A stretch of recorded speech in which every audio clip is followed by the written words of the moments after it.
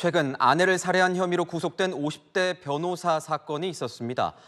처음엔 부부싸움 중 이 고양이 장난감으로 머리를 때렸다고 했는데 정작 부검에선 질식사를 한 정황이 나왔습니다.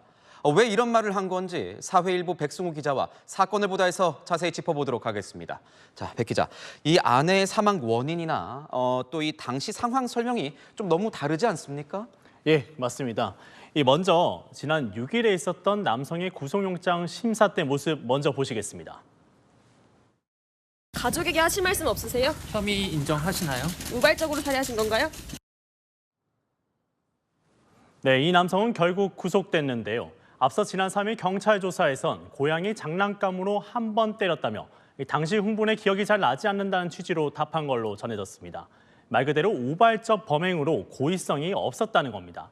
하지만 경찰이 국립과학수사연구원에 시신 부검을 의뢰한 결과 사인은 경부 압박 질식과 저혈량 쇼크로 한마디로 외부 압박으로 숨을 못 쉬어서 죽었을 가능성이 높다는 2차 구두 소견을 받았습니다.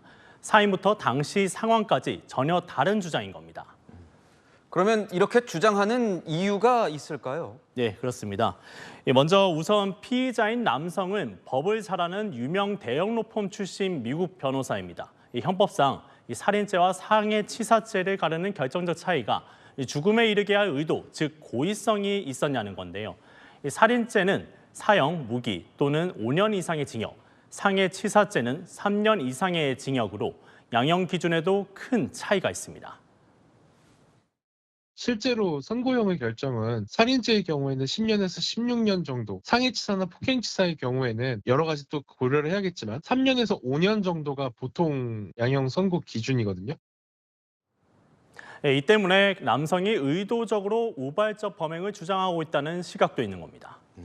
그런데 이 남성이 아내와 다툰 이유, 뭔지 알 수 있습니까? 네, 이 대부분은 금전 문제와 성격 차이로 오랫동안 다퉈왔다고 하는데요.